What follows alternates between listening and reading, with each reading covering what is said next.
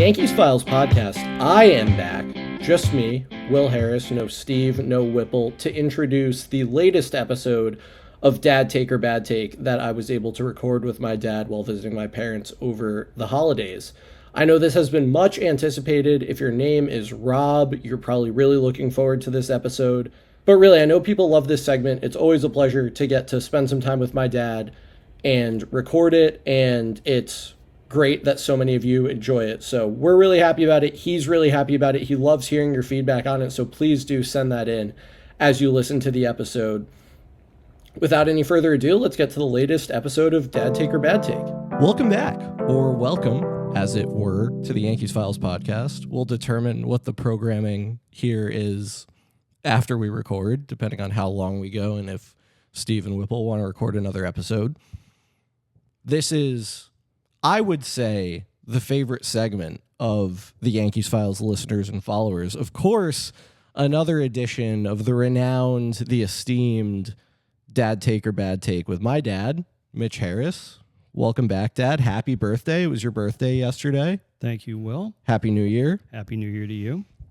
So people know how this segment goes. You get on here and you offer some takes about baseball. Sometimes you comment on the tragic deaths of certain players or other things. So we'll see where this one goes. But I understand you have some opening remarks you'd like to make. I do, Will. Thank you. And thank you for having me back on the Yankees Files podcast, which today is brought to us by the Gorilla 3-step, 225-pound capacity, collapsible, foldable ladder. And it stows away to just a 2.4-inch storage depth for those of you who have tight storage spaces. It's not, but they'd be more than welcome to bring our listeners another episode of the Yankees Files podcast at some point. Well, thanks to the Gorilla people for bringing me here today. Transport promotional consideration provided by the Gorilla 3-step collapsible ladder. And in case anyone's wondering, that is steel construction. It's not all steel. They should be paying us for this. Yes. So a few things to start. First of all, progress is important, and I acknowledge that. But I do lament the loss of Whipple. The law is a jealous mistress. And famously, and Whipple is choosing his vocation over his avocation, the Yankees Files podcast. But I wish Whipple all the best. No one knows what it's like or how hard it is. No one knows more than I do how hard it is to be an associate at a law firm. And it's a good idea that Whipple is streamlining things and simplifying things so that he can focus on his work and his billable hours. So that's number one. Number two, another thing that I lament is something that we were promised as listeners and viewers of the Yankees Files podcast in 2024, which was a Dad Take or Bad Take featuring Doug Whipple. And Doug Whipple was going to be the stats guy, and he was going to have a lot of stats-based takes. And Doug Whipple did not appear on the Yankees Files podcast in 2024. And I know he may say he was too busy saving lives as a doctor. But I appeared on the Yankees Files podcast, and if you equate making money for a corporation with saving lives, then I'm really doing the same thing that he's doing, and I had time to be on the Yankees Files podcast. Shout out Rob Sasso for saving lives. As well, yes. Shout out to Rob Sasso, which is like our Sasso... Sasso CT. Sasso CT. Okay. That's number two. Number three, I want to welcome Steve to the Yankees Files podcast. Haven't met him. A little concerned that his dad might be a better Dad Take or Bad Take guest than I am. Steve, who joined us from Blue's Clues. So want to welcome Steve. And just the last thing, the Battle of New York, what is being fought It's a battle for New York baseball supremacy. But that would be by the teams themselves. It's by their representatives. But I mean, if the Mets go 0-162, they're not winning the battle in New York, no matter how well. I don't know. Rich is very talented. So you think he could make a proverbial silk purse out of a sow's ear there? I've never heard that expression before. Yeah, look it up. Okay. Look it up. So, and this is my first time on video on the Yankees Files podcast. So a lot of people didn't know what you looked like before. Well, actually, you were on our Twitter on video from the wedding. Oh, from the wedding. And you said that your confidence in the Yankees was a 3, I think. It was low. And they didn't win the World Series. All they did was win the pennant. They didn't win the World Series, which we'll talk about. So we'll get into. Normally we have you on here for you to offer some takes about baseball. That's kind of how the segment is named. I trust you have some. So a look behind the curtain here. My dad likes to talk a big game about the content he's going to bring to Dad Take or Bad Take. And it is, of course, up to you, the listeners, viewers, and followers, to determine if he has lived up to the promises he makes and the statements he makes about, how good he's going to be at this. He has claimed to have many takes at the ready to fire off. And I mean, I just, the ball is in your court. You're up to bat. Other sports metaphors. You're on the tee. Seems a little bit like a challenge, but let's see if I can rise to the proverbial occasion. A drinking game I do not endorse would be drinking every time he says proverbial on this episode. You shouldn't do that. No. You shouldn't do it. No. But it would be a game that someone could play if they felt so inclined. But they shouldn't do that. So far, I think this is going to be the best ever episode of the Yankees Files podcast. It's going to be one of the episodes. So let's get into it, Will. Let's talk first about the New York Yankees World Series performance. Okay. Against the Los Angeles Dodgers. Of Los Angeles. Exactly. And there were a couple of things I wanted to cover. The first one is that the Yankees did win one game, and that was the Dodgers bullpen game, which I felt was really kind of a giveaway. I think the Dodgers understood they were going to lose that game. I don't think they were fully invested. I think if it looked like they were going to win, they might have pulled out the stops, but they, I think, went into that game expecting to lose. So I'm going to pause you right here. In conversations we've had off the record, you've seemed to suggest that we should discount the Yankees' win in that game because the Dodgers deployed the bullpen game strategy. If the Yankees had thrown a bullpen game in the World Series, you would have said that it was, I suspect you would have said that it was demonstrative of poor roster construction and a lack of depth, and the Yankees are the greatest franchise in the history of baseball. How is it possible? It's unconscionable that they would throw a bullpen game in the World Series. And yet when the Dodgers do it, you're like, yeah, sometimes you got to do that. And it doesn't count as a win because they threw a bullpen game. I'm not saying it doesn't count as a win. I'm saying they didn't expect to win the game. And so there's no question that they knew they were on their back foot in that game. If they had succeeded against their best expectations, then I think maybe they would have played the game a little differently. But I think they expected to lose that game. So I might give the Yankees kind of a half a win. Okay, so you are discounting it. I'm discounting it because, as I said, I think the Dodgers expected to lose the game. And what would you have said if the Yankees had, in the middle of the World Series, thrown a bullpen game? I think it would have depended on where they stood. Well, the Dodgers were doing that regardless of where they stood. That's what they did all playoffs. Okay. And what I'm saying is my opinion of the Yankees doing it would have depended on where the Yankees stood. Okay. You're This welcome. feels evasive. I'm not evading. That's my opinion. It feels to me like you, and we'll get into this, but you always have so many problems with the Yankees roster and how is this guy at this position and he's not good enough and all this stuff.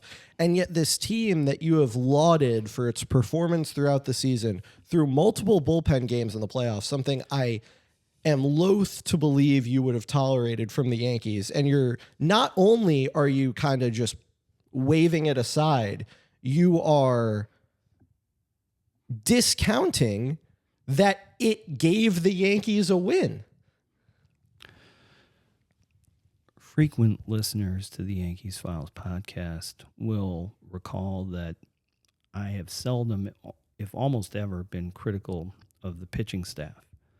So I think you could go back and look at the record and find that I really haven't been critical of the way the pitching staff has been constructed. But you've been critical of the way that the roster as a whole has been constructed. I'm asking you to entertain a hypothetical, which I understand is something that is often done in instruction of practicing law. And you're just completely, I feel like it, honestly, what it looks like to me and what it may look like to some of the listeners, followers, and viewers is like you've been backed into a corner and you don't want to engage with it. I'm happy to engage with it, Will. But what I'm saying is your thesis was, if the Yankees threw a bullpen game, you'd say that's because they're a poorly constructed team. And what I'm saying is my criticisms of the construction of the team have mainly focused on offense. Yes, I understand that. And I agree that the pitching staff has been constructed well. I'm asking you to think about how you would feel if the pitching staff had been constructed worse and what you would say about it, because it looks to me like if the Yankees were in the Dodgers position, you would say, wow, how poorly they constructed their pitching staff. That's not something you've said about the Dodgers. Okay. Let's talk about that, because as I understand it, and I wasn't really a student of the Dodgers, but the Dodgers had, I think, some pretty substantial injuries on their pitching staff this season. Yeah. So they were really kind of backed into this corner, as it were. And if the Yankees had constructed a great pitching staff, had unanticipated injuries, and were forced to use bullpen games to accommodate that, I don't think I would have been critical. I would have been critical if their strategy on day one was, every X number of days we're just throwing a bullpen game. That's my answer to that question. I don't think you've treated Yankees teams that were decimated by injuries with the same grace. Charity. Yeah. Okay. All right. So the Yankees won one game. It was when the Dodgers threw a bullpen game. Yeah, and one thing I want to comment on is the Dodgers stars showed up. Can you hold the microphone just slightly closer? Sorry, the Dodgers stars showed up. Some of the Dodgers role players also showed up, but one person who did not show up was Shohei Ohtani. Well, he, I think, was working with one shoulder. One of the people who did not show up during the playoffs was one Aaron Joseph Judge. James. And I think we should talk about it because he now has a fairly large body of work reflecting abysmal performance in the playoffs. Okay. What would you like to talk about? I'd like to talk about. So when was you had pointed out to me, and I'm just forgetting the year. The last time he was good in the playoffs was one could make the argument that the last time he was good in the playoffs was when he posted a 113 WRC plus in the 2024 playoffs. But the last time he was like really good, probably 2018 was his best postseason. He was very bad in 2020, 2021, which was one game, and 2022. So we can get into this more, but his career WRC plus is something like 173, and he posted a 113 this time around. Sure. So to me, that's underperforming for Aaron Judge. It's if you want to compare him to an average player, yep, it's okay. It's okay. But that's drastically underperforming. And certainly if Aaron Judge was a 113 WRC plus player for the entire 2024 season, then he would be literally nothing special, like the guy who's nothing special, but he's always killing you. Which I think was Kendrys Morales. Or no. Do we get Rorchigal? Howie Kendrick? It was one of those guys from the Angels. Aaron Judge did have a 145 WRC plus in the World Series.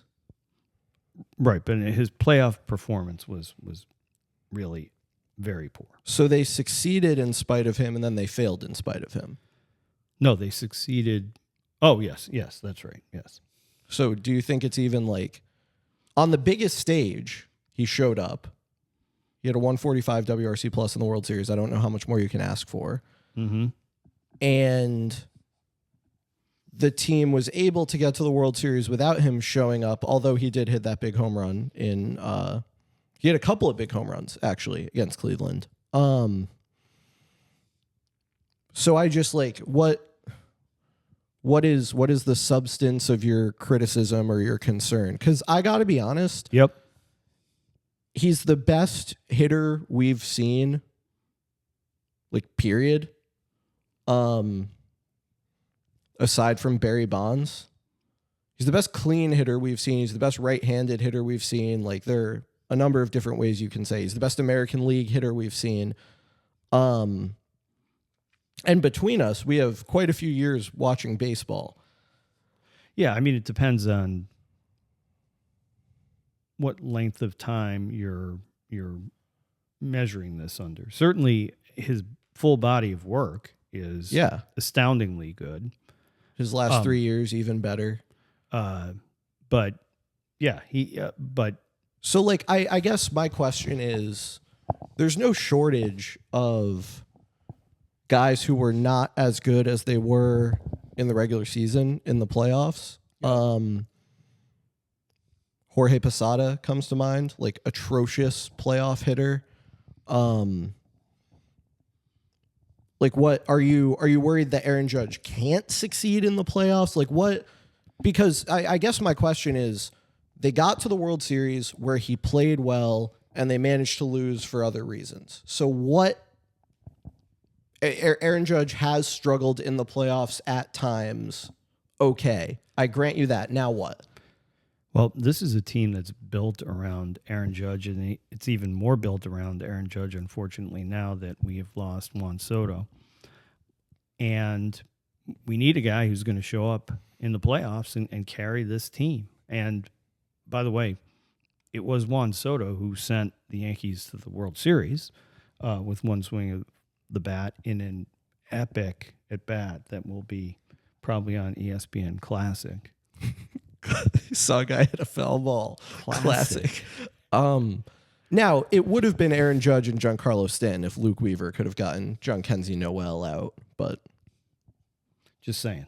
Okay. I look, that at-bat was awesome. It was. For those of you viewers who haven't seen it, check it out. I've probably seen it.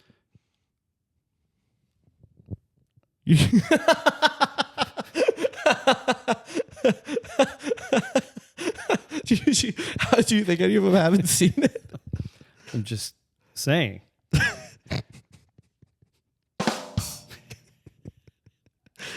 This is when I say I do this podcast for me. This is what I mean. I'm going to publish this on the internet.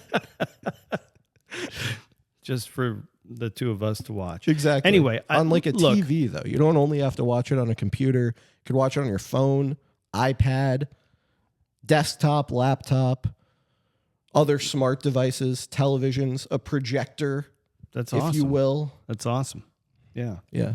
On all I'm saying is that you hope that your star player will show up when it matters most. Mm-hmm. And I don't think anyone can argue that 113 WRC plus from a career 178 three WRC plus player, which I think we established was number 2 or 3 all time. I think career. 3. Of course, number 1 being George Herman, Babe Ruth, the greatest baseball player of all time, bar none. Good player, for sure. What, do you not think he's a good player? The greatest baseball player of all time, bar none. Yeah, so I think we've talked about this.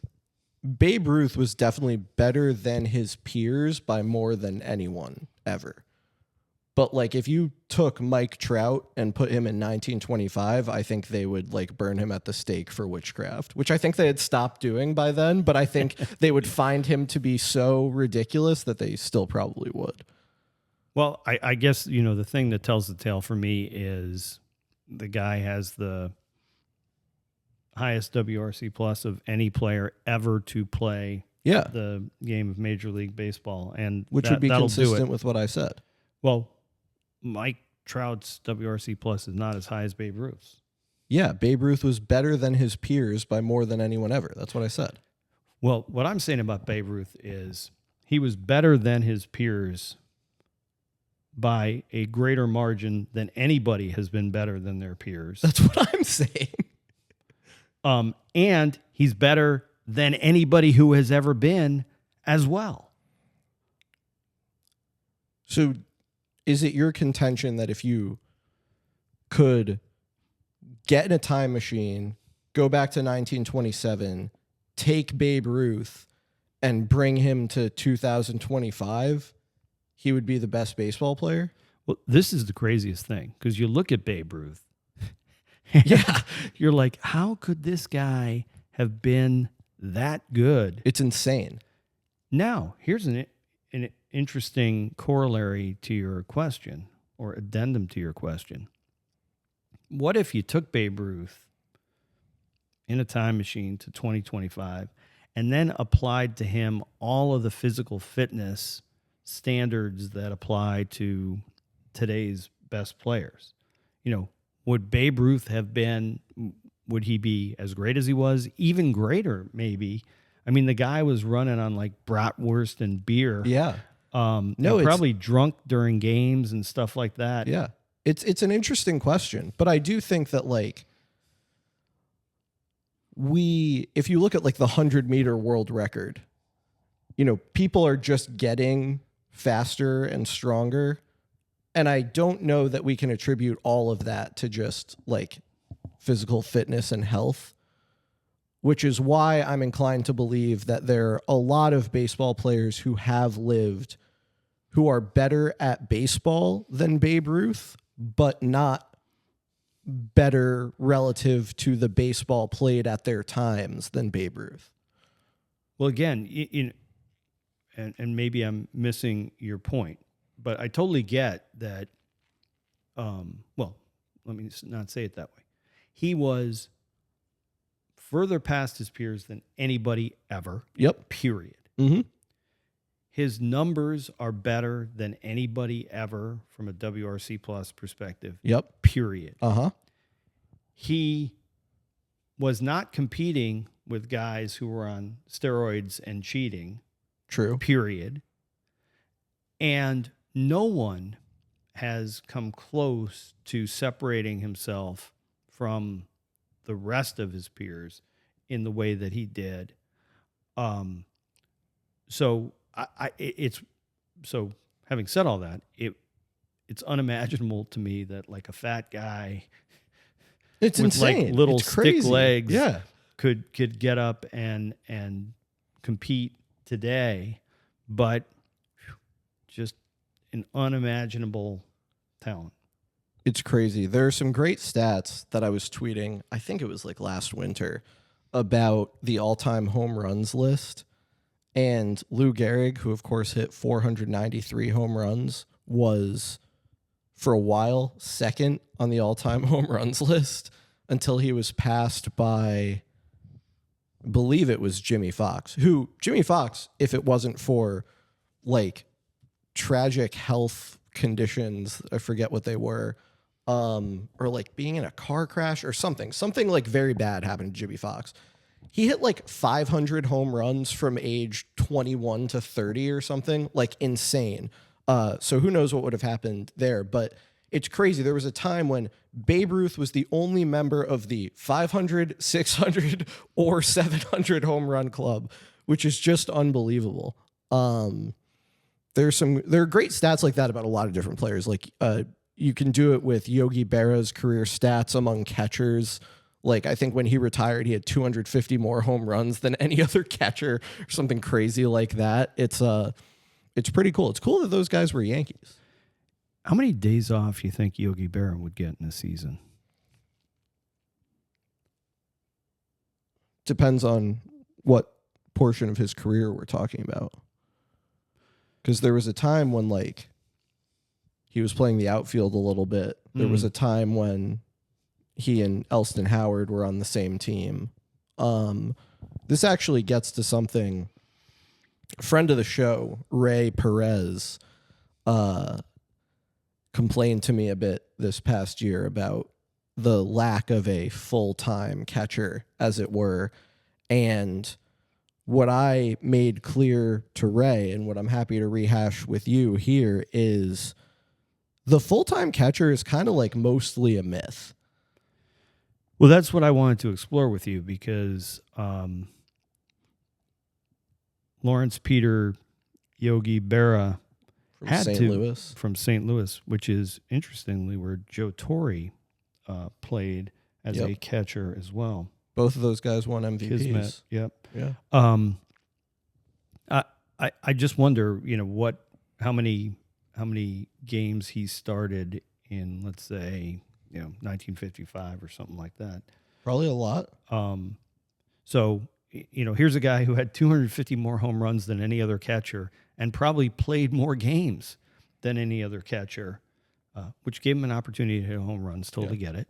But now, like, these guys are such fragile flowers that, they can't go out there and, get behind the plate, the dish, the squared circle. What? I don't know about that one. Do you think, so this is something this is kind of the something that's central to a lot of the areas where we see baseball differently. Do you think we might know more now? Oh, well, that's something we're going to talk about, I think. Let's. Well, no, I mean, knowing more about how the game is played, how the game should be played. Mm-hmm. But I do think that we've had this discussion, so I apologize to the listeners and viewers of the Yankees Files podcast for rehashing this point. But I think one of the things that they know is that you don't have to win the pennant to get you don't have to win the regular season to get to the World Series. Yep, that matters. And by the way, there is no such thing as a pennant anymore. Not really, yeah. When you had to win the pennant to win the World Series, you had to actually go out and win regular season games. I've probably told this story. One of my favorite stories was broadcaster Mike Breen, probably like 25 years ago, on the Imus in the Morning radio show, which I don't recommend, by the way, but it was the only thing you could listen to in Hartford. It's too long to get into. And Breen, on the day after the first day of the hockey season, said the Hartford Whalers lost yesterday to whoever, like 3-2 or something, but locked up a playoff spot, which is brilliant because just everybody makes the playoffs. Yeah. And baseball is going that direction. Baseball's going that direction, which devalues the regular season. Yep. So when you say no more, the game has been changed. Sure. The value of the regular season has been devalued. Yeah. You don't need your best players to play all the time, which means that your fans do not come and see your best product every day during the regular season. So I would push back in one area, which is a lot of guys on the Yankees played every day this year. The only area where they had an entrenched starter who was still splitting time or getting rest was at catcher. And Aaron Judge plays every game. Juan Soto played every game. Gleyber Torres played every game. Alex Verdugo, unfortunately, played every game. Anthony Volpe famously plays every game. I think you might be chasing ghosts a little bit here. And I think that this is actually something where there's been a shift in baseball recently away from some of the time sharing. A lot of people like to talk about the Braves and how Matt Olson has played every game for 3 years. And, they present them as the model of consistency of playing players all the time when healthy. I don't know that this what do they call it in the NBA? Load management thing is actually as present in baseball as you seem to believe it is, save for at catcher. And doing that at catcher is a very standard practice throughout baseball. So this is probably bad for the Yankees Files podcast, but this is not a hill I'm going to die on. Actually, I don't really object to platooning catchers, although I think it just reflects kind of the weakness of the modern athlete, perhaps. But I don't really object to it. You do see Aaron Judge just about every day. Yeah. Mike Stanton, God bless him, not injured almost at all, if at all, this year, which is a minor miracle. He was hurt during this stretch when they were really bad. Okay. But for the most part, for a Mike Stanton season, he hit 25 homers. Yeah, and he was available. And he was great. And Mike Stanton, if you're out there, let me just say thank you, because the Yankees wouldn't have made the playoffs without wouldn't have made it to the World Series without Mike Stanton, who played great in the playoffs. Yep. And this is a guy who absolutely showed up. So credit where credit is due to Mike Stanton. So I want to touch on one of the things that you mentioned about how the game has changed in that, what a team has to achieve to reach certain levels has changed. The Yankees in this most recent postseason won more games, in fact, twice as many games as Yogi Berra ever did in a single postseason. Yep. And they were 3 games short of winning the World Series. So what I would like your thoughts on is the following question.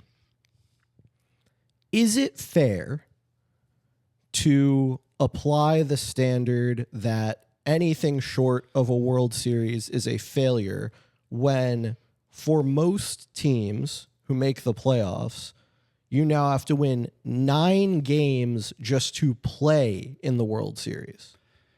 Yeah, so I'll answer your question in a second, but let me say that the flip side, obviously, of expanding the playoffs is that it makes it harder. You have to win more games, as you point out, to both get to the World Series and win the World Series, which I think makes it even more random in a high variance sport, as you've pointed out, to have all these series consecutively that you have to clear. It's kind of remarkable that we had the 1 seed matched up against the 1 seed, given how the playoffs are set up. And I don't know the stats, but that doesn't happen a whole lot. No. And so baseball, in only the way, and thank you, Rob Manfred, if you're watching, baseball, in only the way baseball can do it, has managed to screw things up again by devaluing the regular season, making it harder for the best teams to win, making it more random. And, maybe some people like that because it's, sort of like college basketball. Yeah, there's more tournament play. Yeah, it's not just tournament play, but kind of any team can beat any team in college basketball. Yeah. And any team can beat any team in baseball. Totally. And if you're going to stack all these series on top of each other, the best team is not going to win every time. And it's a really interesting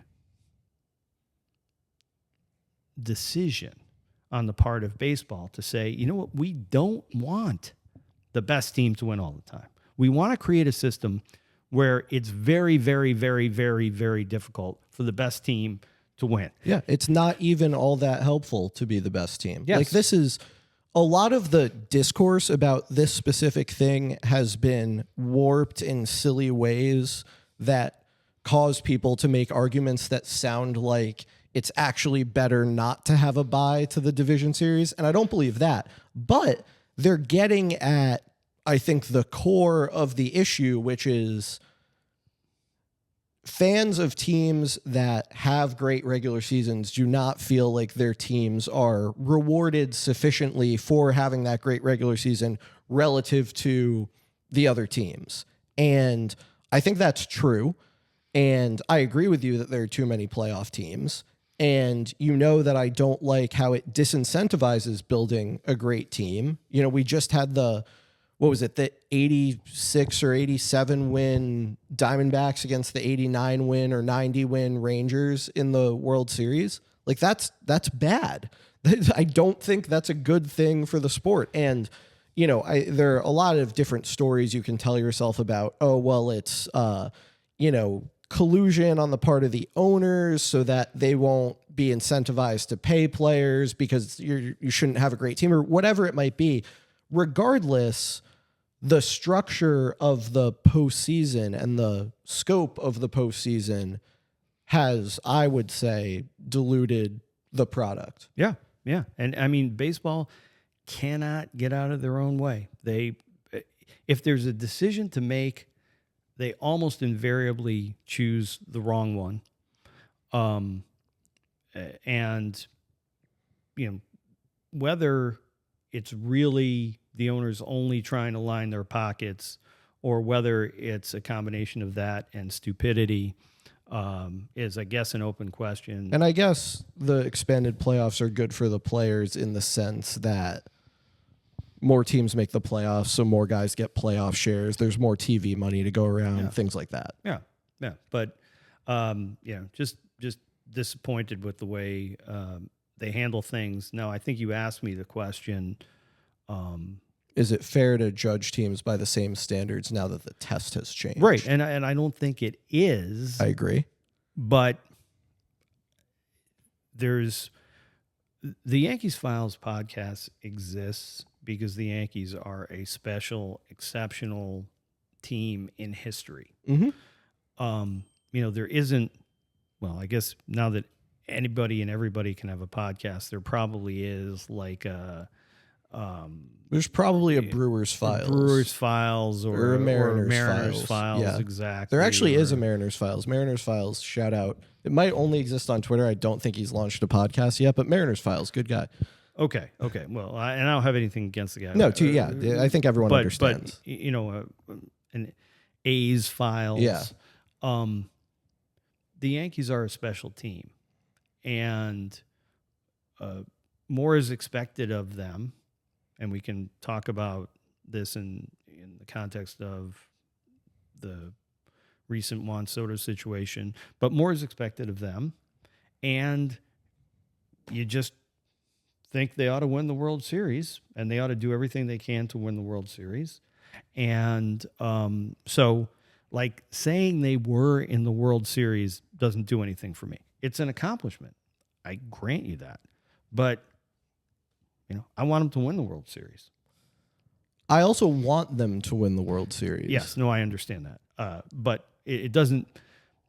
The difference between the satisfaction that I get from them being in the World Series and the satisfaction I would get from them winning the World Series is much more substantial than I think it is for you, because you take greater satisfaction in them getting to the World Series. Yeah, I would say that's true. I think it's interesting, and I get what you're saying about the Yankees being exceptional in the history of baseball and things like that. But I do think it's interesting that you so willingly acknowledge the way that changes to the playoff system have changed the task with which teams are faced and the likelihood of different outcomes. And yet you haven't adjusted how you feel about various accomplishments. Like winning the World Series is much harder than it's ever been. Winning the pennant is much harder than it's ever been. Maybe you could argue you don't have to beat quite as good a team to win the pennant all the time, but like you still just have to win so many games, and winning baseball games is hard. So I think it's interesting that you are kind of keeping this hard line. Oh, shoot. Uh-oh. I'm just going to start over from the beginning of that because it's still recording, but I'm not sure what it did or didn't miss. Okay. I think it's interesting how willingly you acknowledge that the test has changed and the task that teams face has changed, and it's harder to win the World Series than it's ever been. It's harder to win the pennant than it's ever been. But you've then, in the face of that reality, which you've acknowledged, you've not adjusted how you feel about teams accomplishing the steps on the road to winning, or the Yankees accomplishing the steps on the road to winning the World Series. Because, even at the time that you kind of gained consciousness as a baseball fan, you had to win a best of 5 league championship series to play in the World Series. So the 1977 and 78 Yankees, which are probably, two teams that you look back on more fondly than maybe any other baseball teams you've watched, won fewer playoff games, fewer postseason games than this recent Yankees team. And they beat phenomenal teams, particularly in the World Series. But they had to do a lot less. And it's interesting to me that you haven't adjusted how you feel about those accomplishments. So I don't know how many Olympians listen to the Yankees Files podcast or watch the Yankees Files podcast. Probably tons. Okay. Well, and I apologize in advance for offending them. Oh, then it's actually none. Oh, good. Okay. I don't care who wins the silver medal. I don't care who wins the silver medal. The silver medal, I think Jerry Seinfeld said this, goes to the best loser. I actually think it goes to the low amateur at the British Open. That's the silver salver. Oh man. But anyway, look, I totally get it. And it's a great accomplishment. They won lots of playoff games to get to the World Series, and they won a game in the World Series against the Dodgers bullpen. But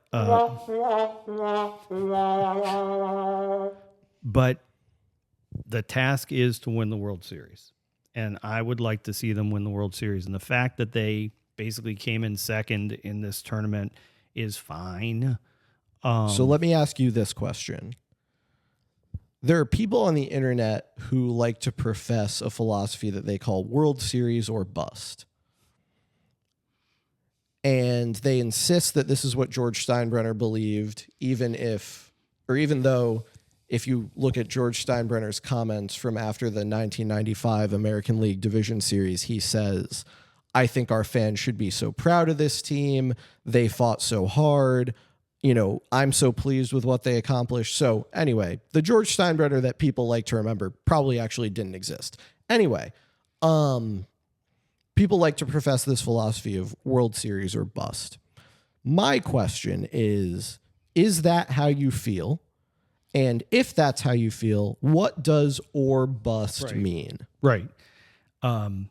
So, right. The or bust thing is the thing I have a problem with. Yeah. Because the implication is that you can go 0-162 or win the World Series, and there's nothing in between. Yeah, really matters. Losing Game 7 of the World Series is the same as not winning a single game all year. Right. So no, I'm not saying that. I'm not saying that, but I am saying that the accomplishment is to win the World Series. That's what I want to see him do. That's the way they should build their team. Do you have any other? How do you define a successful season? Look, this was a successful season, but it was also an incredibly disappointing season. So by what standard should the Yankees measure their success? This is what I'm. Yeah, I feel like this is the core of what I'm trying to get to. Is they should. It is of course disappointing to lose the World Series. It is of course, in my opinion, not a failure not to win the World Series, depending on how the rest of your season goes. Well, it was a failure. They set out to win the World Series, and they failed to do that. So the season was a failure.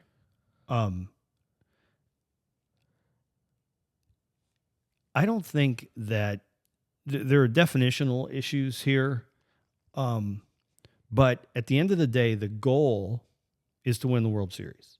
If you don't win the World Series, you have failed at your primary goal, at your ultimate goal. So I think I have an issue with the premise here. Is the goal to win the World Series? Is that a reasonable goal to have? Because I don't think it is. I've said this about evaluating the front office. People want to evaluate Brian Cashman based on postseason results.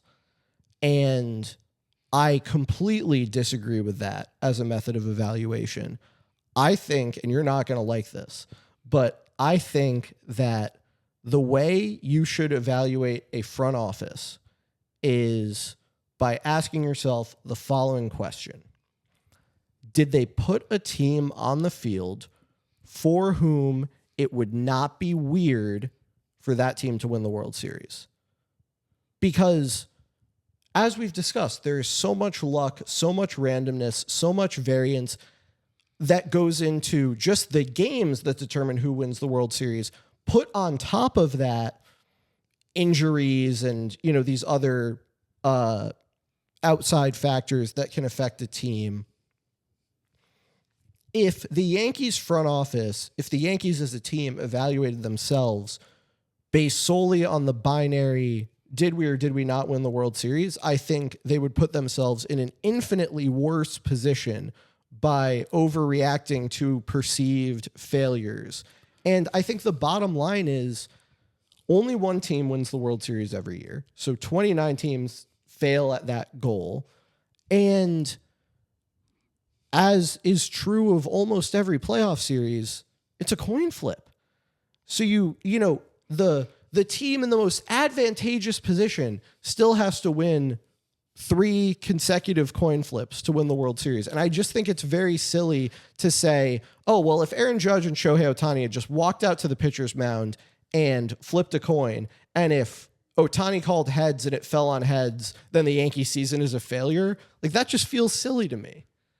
So there's a man who lives not far from here, probably about 4 or 5 miles from here, who at least at one time held the golf record for finishing second in major championships. Does that guy also have the golf record for most wins in major championships? He does. Yeah. He does. And it'd be interesting to talk to him about those second places, because I think he would tell you those second places are failures in a world where it's just as rare to win. It's very rare to win. Mm-hmm. And certainly just as rare as it is to win the World Series. I think he would tell you, yeah, those seconds are failures. And my goal when I started out was to win the tournament. Weird things can happen. The rub of the green, the wind, mud on my ball. But at the end of the day, notwithstanding all those things, it's a failure if I don't win the tournament. And that's how I feel about the Yankees. So call me Jack Nicklaus. Call me Jake Nickerson. I understand what you're saying, and I think it's great for the athletes themselves to feel that way, to the extent that intrinsic motivation affects performance, I think it's probably important.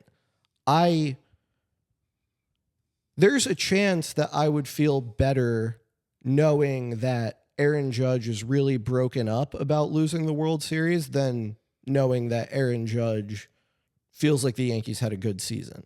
Like, I might prefer that, but I'm not one of the players on the field. You're not one of the players on the field. I think we have the opportunity to view this more objectively and pragmatically.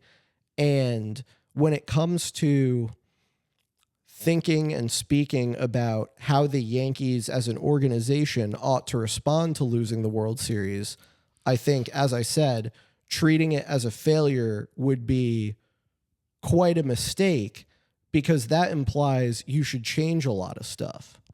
Yeah, and I don't think you should. But at the end of the day, there's a team that succeeded, a team that did something better than the Yankees did. That's the Dodgers. Yep.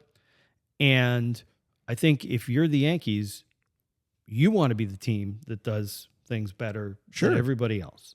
And somebody beat them at that.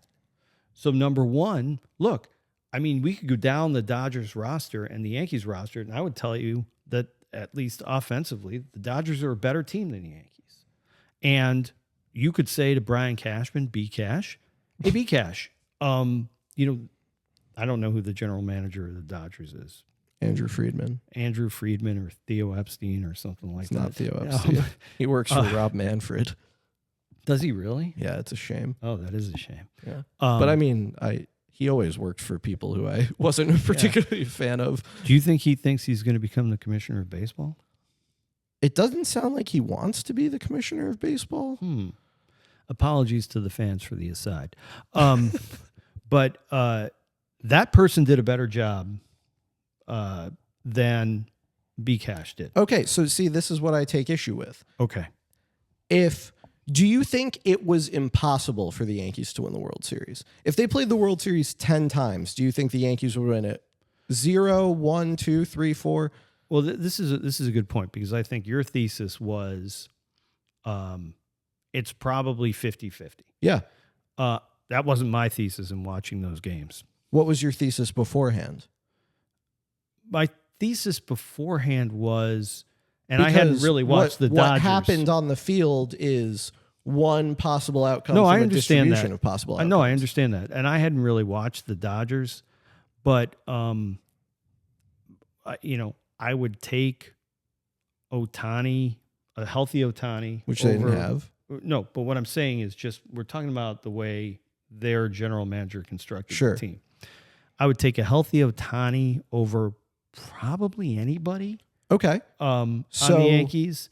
I would take a healthy Freeman over. I think a healthy Freeman might be kind of the equal of a Judge at this age. No.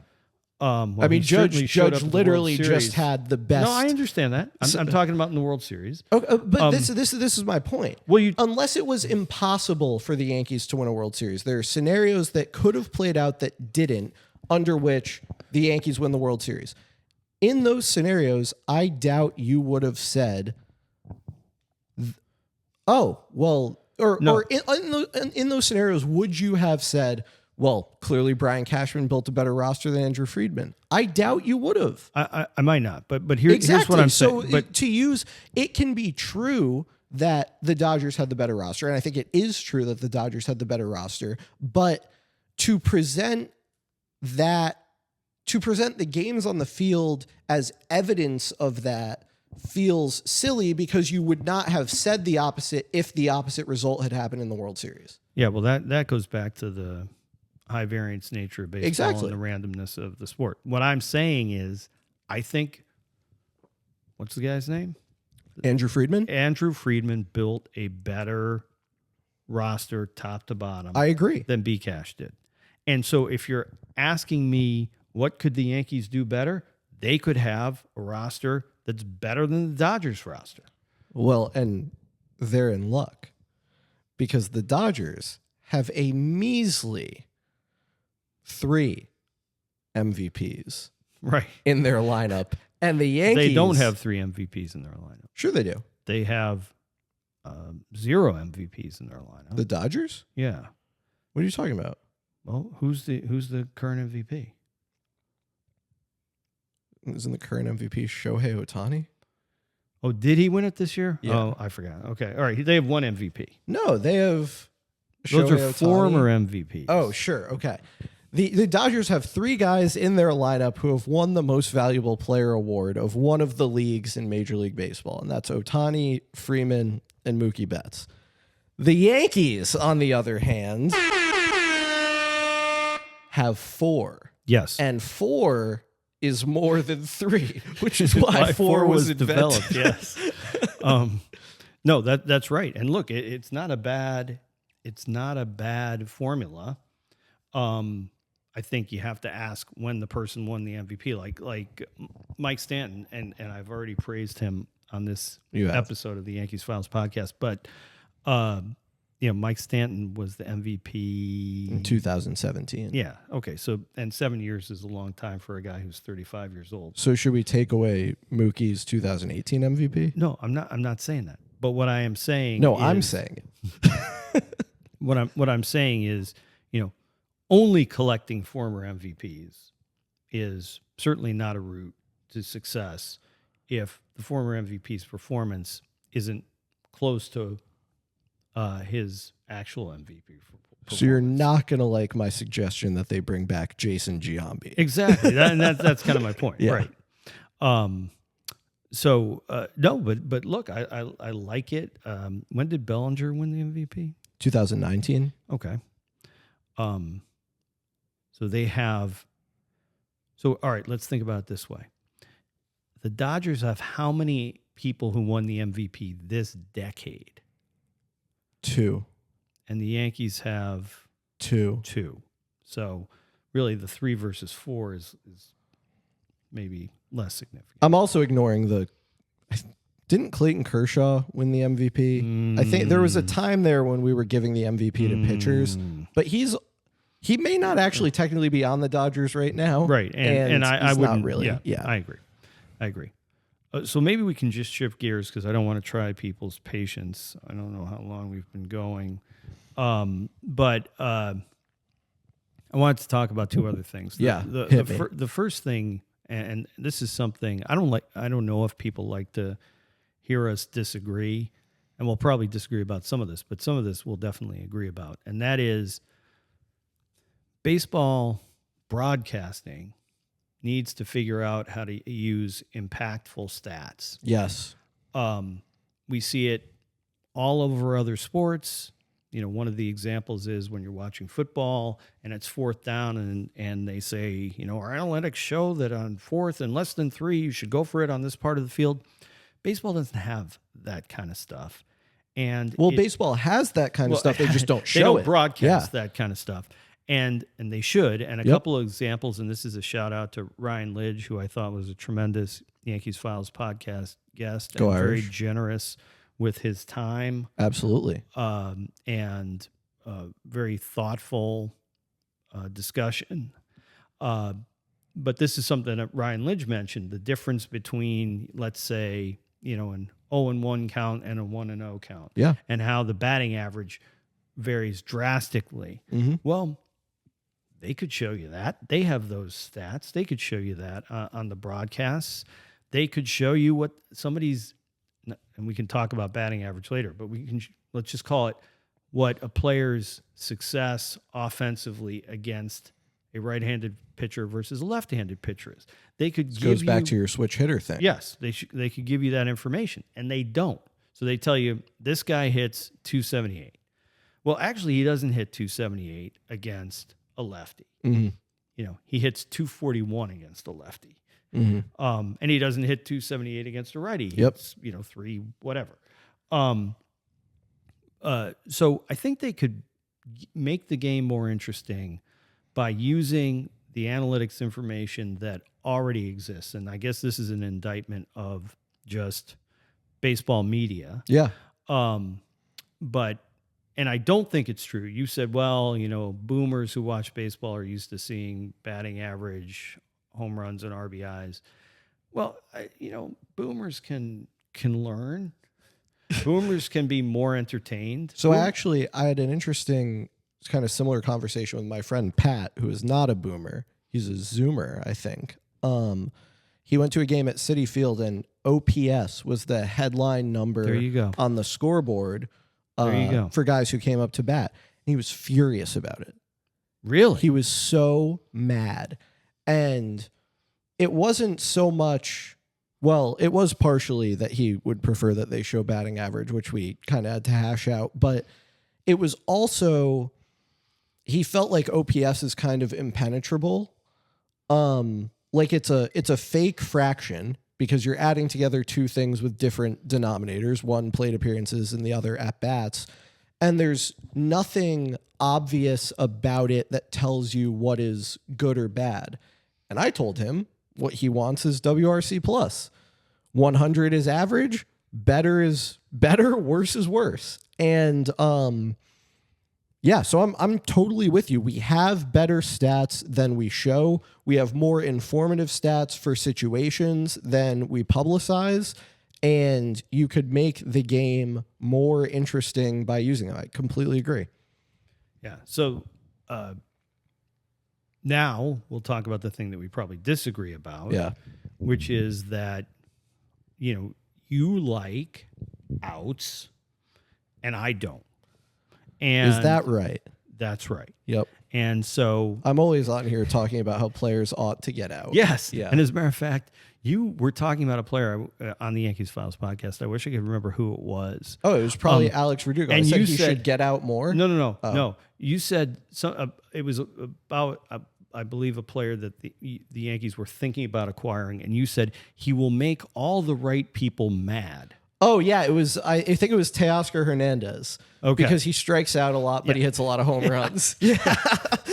Didn't Teoscar Hernandez have like 65 home runs last year? What? He had like 65 home runs against the Yankees last year. And this hits a lot of home runs. And look, I'm going to be honest with the listeners and viewers And of that's what Yankees they Files want from you. podcast.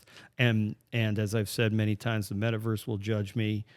But as God is my witness, you got a guy who might hit 25 home runs Okay, in we're a not year. talking about the same guy anymore. And well, how many is Teoscar Hernandez going to hit? 50? 35, No, he's 40? not going to hit 50. He's not hitting 50. I didn't say 50. No, You he's said not going to hit 50. Call it 35. And how many plate appearances is he going to have? Call it 600. Right. It's just a minute fraction. See, this is It what drives me you crazy. people do. This is what you people do. You go, Oh, you can't say you people. I am. You I can't am. say I'm it. saying it. And I'll tell you exactly what I mean by you people. What you people means is you people who don't understand how good a home run is. Like that's about, so you watched our episode with Michael Casper at Casper Stats. I did. Yeah.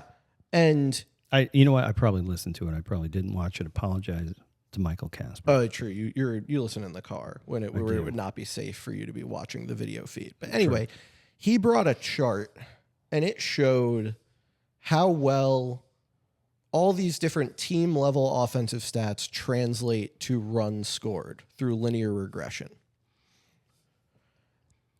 Stats that don't even try to describe what happened on the field, like expected weighted on base average, xWOBA, were better correlated with runs scored than stats that exclusively try to describe what happened on the field, like hits. So it's almost like you are undervaluing getting good hits because you think getting any hit is equally good, which is the flaw of batting average. You're going, how could it possibly be true that you should always be trying to hit a home run if you're only going to hit 35 in a year? Well, there are two reasons. First of all, a guy who hits 35 home runs is still probably going to get 135 or 150 hits. So there are all these productive things he's doing, even save for the, 50 or 60 walks, however many it's going to be. So there's all of that. On top of that, and you're not going to like this, but it is true. The only reason you could come to the conclusion that you've come to is by undervaluing the home run. It is the only reason. You are just ignoring how good a home run is. So a couple of things. First, I'm not asking any questions. Like you say, it's almost like you're saying, how could? I'm not asking any questions. Okay? That's number one. You're begging the question. Number two, probably the reason that I don't understand how valuable a home run is I didn't see the Casper stats chart. Yeah. Because I was listening. Uh-huh. And that's a flaw in the medium that you have here. I don't know why you're broadcasting audio. This is what do you think I got you Spotify audio. Premium for? I'll do the physical stuff later. No one is going to get that. Not a single person who watches this podcast is going to get that. That is a deep cut. It is a deep cut, but we'll tell the listeners that that's a deep Mitch Hedberg cut in case check they want out to find Do it. You Believe in Gosh by Mitch Hedberg, the late great Mitch Hedberg. Talk a lot about dead people on this podcast, but anyway, that's more of a you thing. Look, I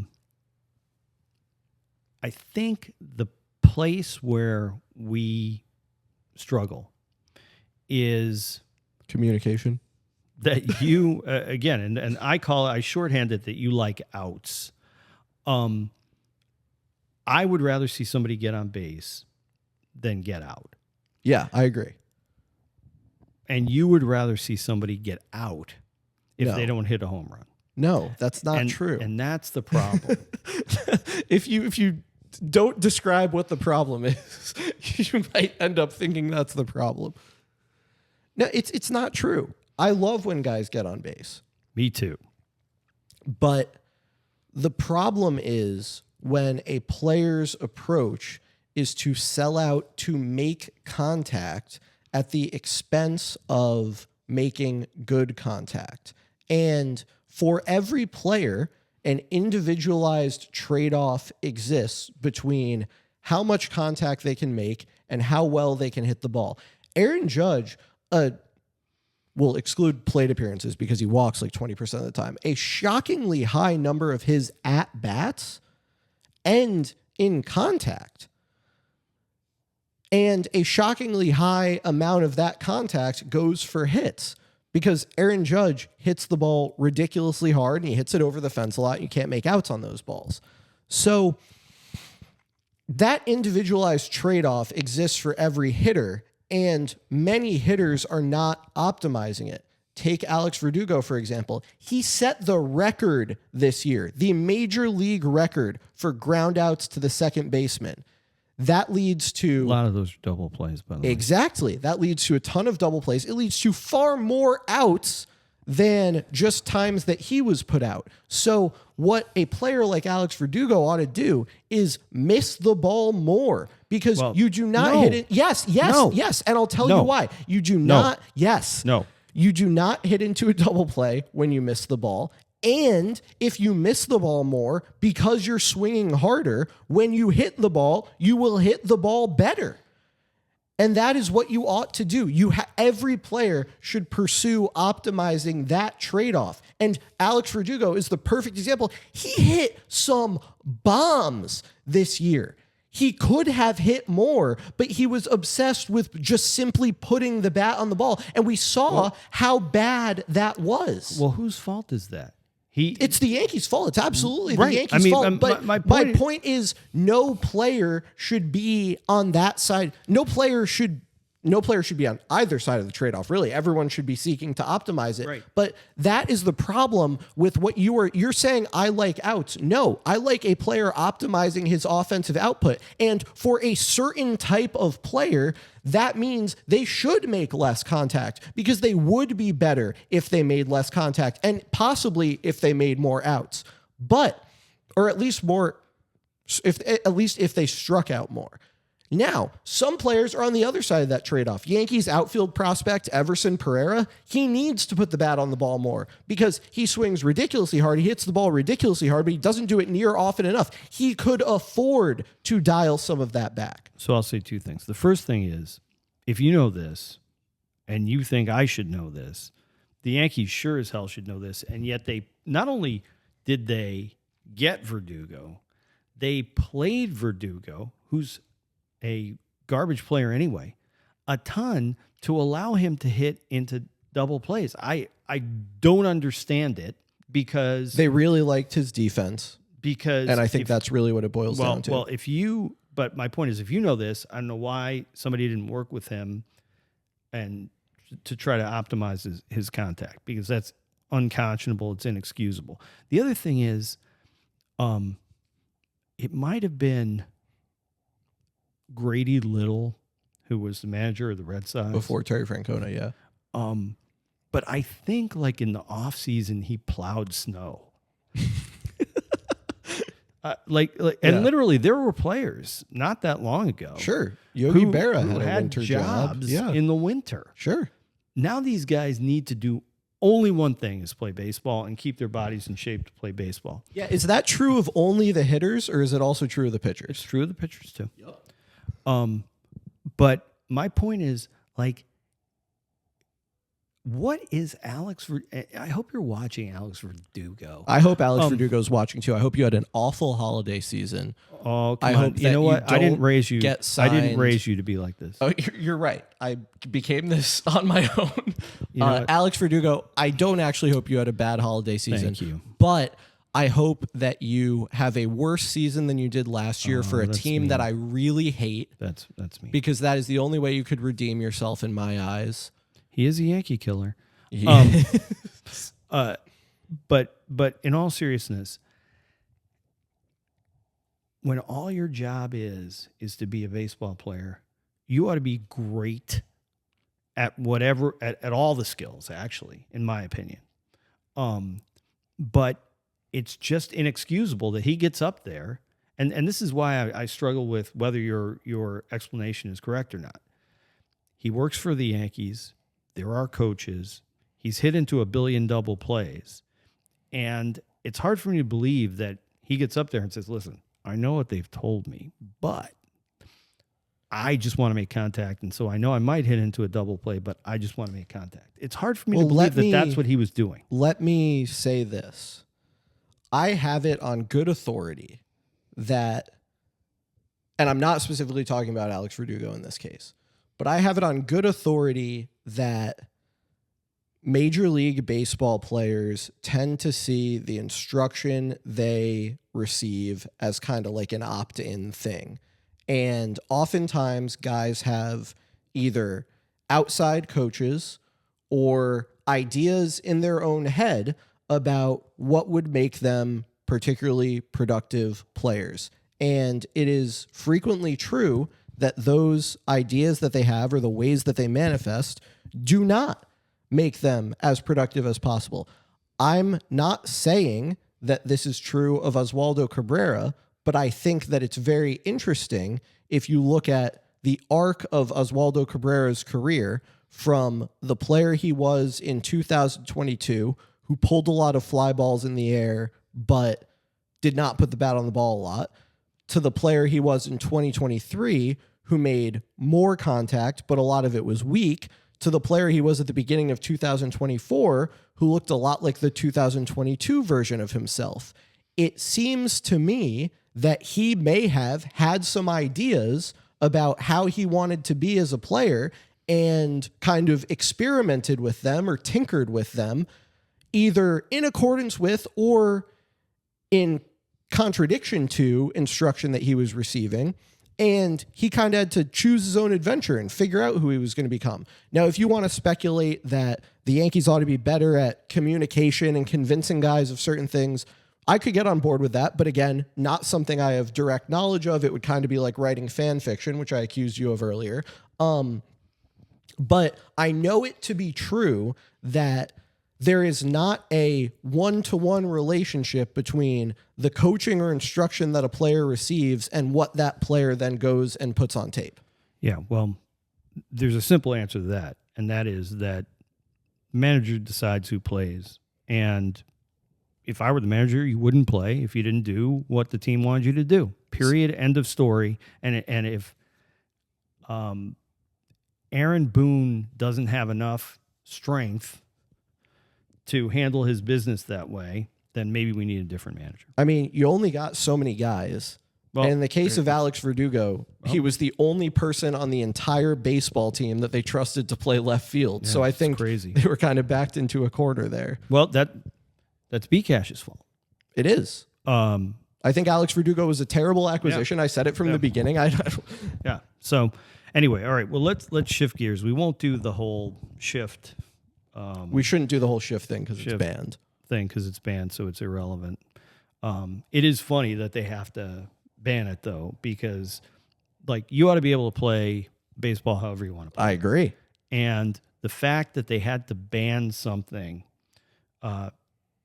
exposes a weakness in the game. Well, I disagree with that. I think there are two things that went into the shift ban that I completely think are missed in the discourse.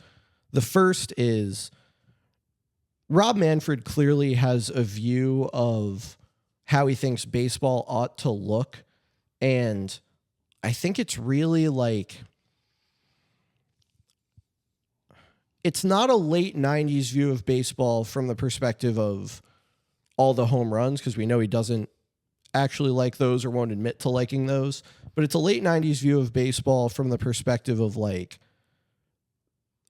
he likes that guys are having 40-40 seasons because he incentivized the stolen base, made the bases bigger, stuff like that. So like, I guess maybe that's more early 2000s when you had Alfonso Soriano doing it and stuff, but it goes back to the late 80s with Canseco scaring it and whatnot. Anyway, and he wants certain balls to reliably be hits. Like Rob Manfred was clearly bothered by the fact that when you hit a ground ball up the middle, it was an out. So you ban the shift. Okay. Why didn't batting average on balls in play spike when the shift got banned? The reason for it is the real thing suppressing batting average on balls in play is batting average on balls in play in the air to the outfield. Guys already weren't hitting into the shift like a crazy amount of the time because they were swinging away. They were trying to hit the ball in the air. Guys are still doing that. The thing that is happening way less today than ever before in baseball history is balls landing on grass in the outfield. And people thought that it was the shift that was suppressing batting average on balls in play. No, it was a simultaneous improvement, vast improvement in player positioning that, sure, did the shift suppress batting average on ground balls a little bit. But what was happening so much more was guys were just catching balls that were hit to the outfield. And if they really wanted to change the meta of the game, so to speak, and change the incentives, they would designate each outfielder. First of all, there can only be 3 of them, and each one may only stand in this area. That would be the real change.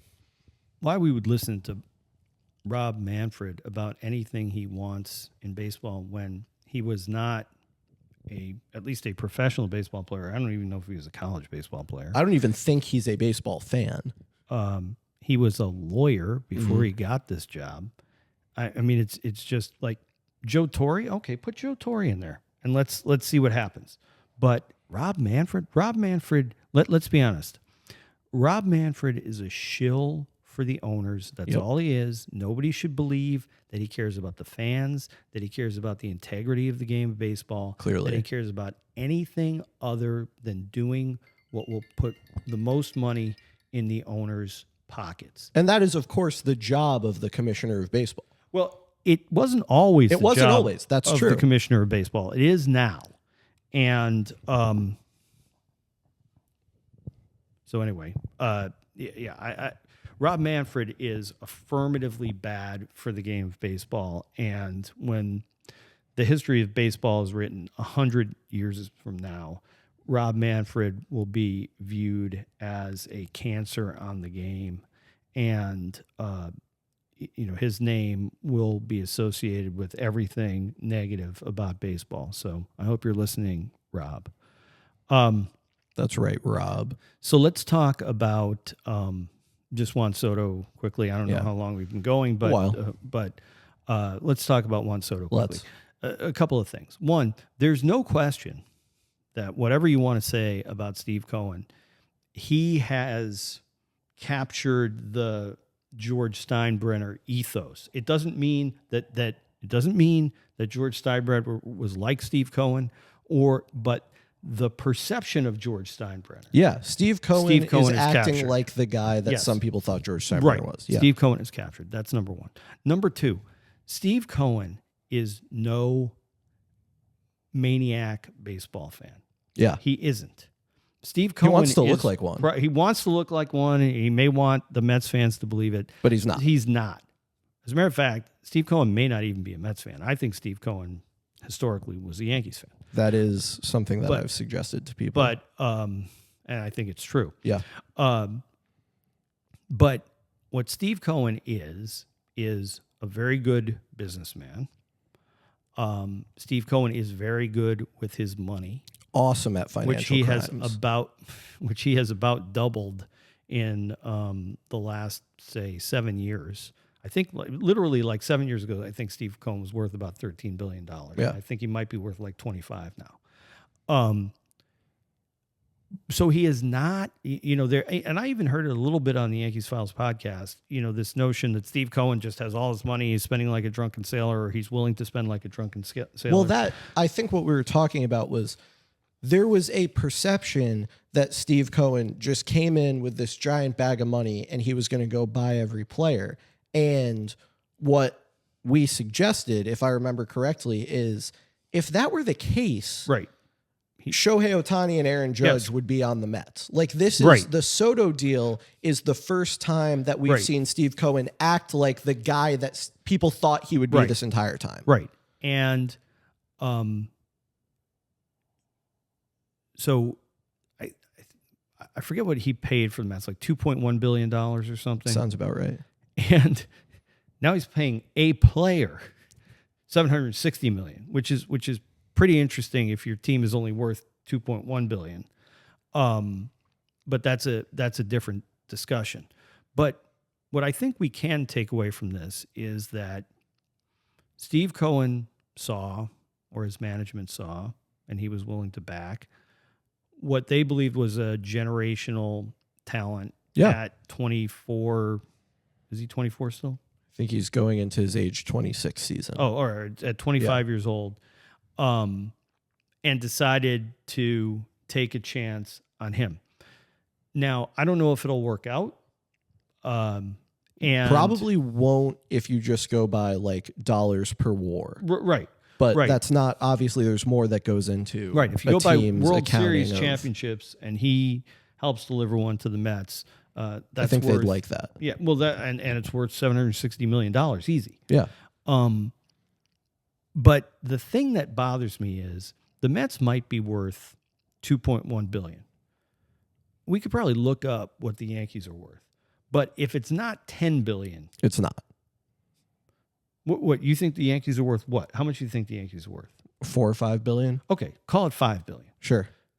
If Steve Cohen's $2.1 billion team can spend $760 on Soto, the Yankees' $5 billion team can spend $800 easy. I mean, the Yankees offered him $760. No, $765. But they could spend $800 on him. So you don't think?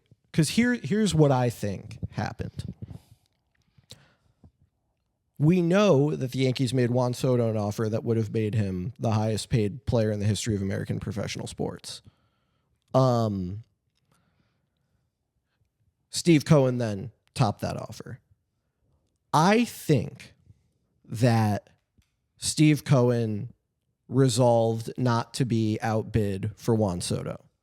And I think that regardless of the number that the Yankees wrote down on a Post-it and slid across the table or whatever to Scott Boras, Steve Cohen was just going to say that +1. I think that's how they do it, by the way. Yeah, that is. Although if you're going to slide something, don't put it on a Post-it. Shout out. Well, you can fold the sticky part onto itself. It's so. Then why use a Post-it? Because I'm thinking about all the it's continued cycles of negotiation. So like it's nice to have just a pad of Right, just but a regular patch. sure, but you don't need to waste all the rest of that paper. Like the That's terms are a good probably the point. same. That's a good point. So anyway, or maybe they just write it on the top post-it and slide the whole pack over, and then Boris slides it back, and then they just take it off the top.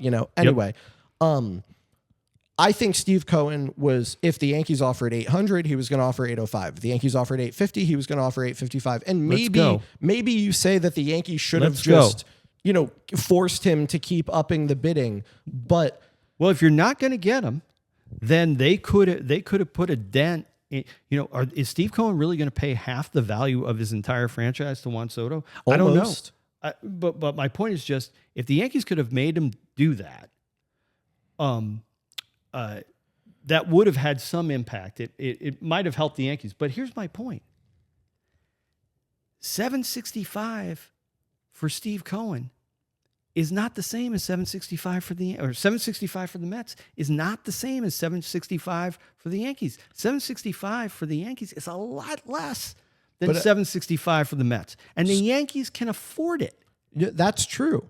But I think the thing that you have to consider is the place where 765 becomes the same for everyone is in the luxury tax accounting. And whether we like it or not, and I would think it's or not, teams and owners treat the luxury tax, generally speaking, Steve Cohen is not doing so, as a harder salary cap than it truly is. And I have to believe that there is some sort of unspoken agreement amongst the owners to respect the luxury tax thresholds as more than just a place above which you incur penalties. Do you have a bleep button on this thing? Okay. Luxury tax, fuxury tax.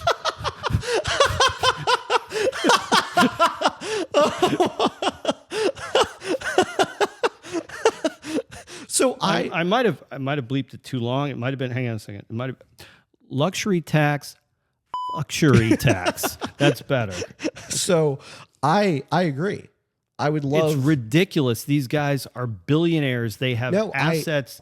The Yankees are worth $5 billion. And how much would, if they paid Soto $1 billion, how much would their luxury tax be? So the luxury tax has different thresholds, but right, it's nothing. The story is it doesn't matter. Well, look, there would come a point where for every dollar, say Soto's annual contract goes $30 million above the top luxury tax threshold every year. That money would then be $60 million that they're paying. So then over a 15-year contract, you're talking about what, $450 million? I don't know. That's kind of a lot of money to be paying in luxury. I agree. I'm telling you, this is clearly how teams think about it. So I guess my question to you, and we can end with this, is in the Soto negotiation, clearly there was a point that the Yankees got to where they said, this is our best and final offer. Or it at least seems that way. Maybe Cohen gave them the 765 and they said, all right, we're good. But supposing the Yankees had an opportunity to match and they said, we're standing pat, is there any number that the Yankees should not have been willing to offer? Certainly, there could be a number that they shouldn't have been willing to offer, but it wasn't the difference between... This is $51 million a year. Should the Yankees have been willing to offer $60 million a year? And what about 70? But here's my point. No, I'm asking you, what about 70? Look, this is a trick that I've used with people. I get it. I understand your point. Yes, there is a limit. But my point is this. 2 points. The first one is, it's not a level playing field. The Yankees are richer than the Mets. They're not. They may not be. The Yankees ownership is not richer than Steve Cohen, but the Yankees are richer than the Mets, and it's a false equivalency to say that $760 for the Yankees and $760 for the Mets are the same. That's what Brian Cashman and the Steinbrenners want us to believe. Sure. And I haven't seen anybody in the media say this, But that is the truth. The Yankees franchise is worth more than twice what the Mets are worth, and it's a joke to say, well, the dollars are the same either way. They're not the same, so there's collusion. I think is the first thing among the owners. But they got played twice by Steve Cohen because they lost Soto, and if you're right that Cohen was just going to keep paying. They didn't make Cohen pay up for Soto. I mean, they should have offered Soto $800 million.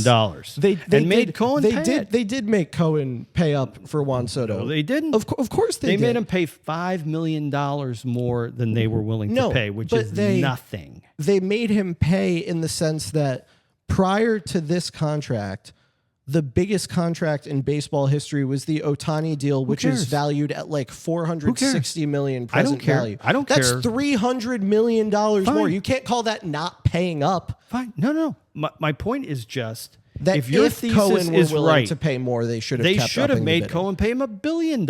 Sure. They should have made it hurt because guess what? When it was all over, and the Mets got Soto, the Yankees didn't have Soto. Yep, and that is the thing about bad contracts is you still get the guy. Well, all I'm saying is I am very concerned that what we had, and we can kind of come around towards the ending of this, is we had a Babe Ruth and Lou Gehrig Yankees team, and the Yankees let a team that's not worth half what they're worth in the same market go and take the guy. And that, you want to talk about constructing a lineup, you want to talk about Cashman, you want to talk about trying to be competitive, you want to talk about a will to win, you want to talk about trying your best to win the World Series. They fail on every score among those things by not getting Soto and letting the guy across town take him. And this is just, so, to close with this, you and I care much more about the Yankees winning the World Series than the Steinbrenners do. Yeah, that's probably true. And that bothers me because I don't like giving the Steinbrenners my money because I am more invested than they are. So anyway, what I'm telling the Yankees Files podcast universe here, and again, it may judge me, the metaverse will judge you. The metaverse will judge me. The Yankees should have gotten Soto. Even if it was a bad deal, they should have gotten Soto. Because at the end of the day, the New York baseball world is going to be owned by Juan Soto. The way Juan Soto was just in the New York baseball world and didn't own it. Well, I said gonna be. I didn't say is. I said going to be. He is going to be the preeminent player in New York. Aaron Judge is going to be in a rocking chair when Juan Soto is hitting home runs for the Mets. And I am dismayed that the Yankees didn't go harder. And your narrative, which is didn't go harder, they offered him $300 million more than the next best contract that used to be. Well, I think Babe Ruth was the first guy to get $100,000.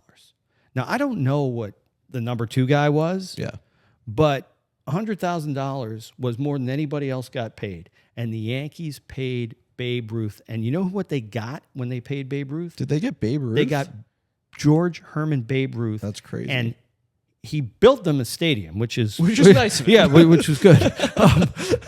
But that one thing was probably the most transformational event in Yankees history. And the people they put around them, they didn't just get Babe Ruth. The people they put around them, and I'm not just talking about the late, great Lou Gehrig. The Iron Horse. The Iron Horse. Columbia Lou. Who improbably was struck down by a disease bearing his very name. This every time. They put other great players around Sure. him, and they spent money on those players. And this was a decision that says to the fans, look, I know you guys care a lot. We don't care nearly as much. Because it's not like they don't have the money. It's not like the Yankees aren't the gold standard franchise. They are, and they ought to act like it. All right. Well, this has been quite the episode of Dad Take or Bad Take. I think this is going to be a standalone release. You're welcome, Yankees Files podcast universe. I'm kidding. I hope people do enjoy this. I've enjoyed speaking with you. I love doing this. As you can tell, I care a lot about the Yankees. I care a lot about baseball being done the right way. I don't like people conning us and snowing us and giving us inferior products. And I will always rail against those things, whether it's on the Yankees Files podcast or just back in the house. Just in your daily life. Yes. And I admire your consistency there. Well, Dad, it was a pleasure, as always. Thank you, for Will. joining us on another installment of Dad Take or Bad Take. To our listeners, viewers, followers, thank you for listening. Every day I regret telling him which button that was. I'll record an intro and outro separately. Dad, thanks for doing this. And until we have you on again, let's go Yankees. Go Yankees. Thanks, Will. As promised, back with the outro. This was a standalone episode of Dad Take or Bad Take. I hope everyone enjoyed it. I know I had a great time. I know my dad had a great time. As I said at the beginning, please do send in your thoughts on the episode. He loves to say that the metaverse will judge him, so please prove him right. As always, you can find the Yankees Files podcast wherever you get your podcast, including with the added bonus of video if you're listening on Spotify. The whole video podcast also goes up on YouTube, where you can find us youtube.com/@crosstownsports. Obviously, everything we do is at yankeesfiles.com. You can follow us on Twitter, where we are at YankeesFiles. Steve, Whipple, and I will be back sometime in the next few weeks. I got to go to the Orange Bowl, take care of some business there. But we will be back to discuss the offseason, everything that's gone on, everything we're still waiting for. And until then, let's go Yankees.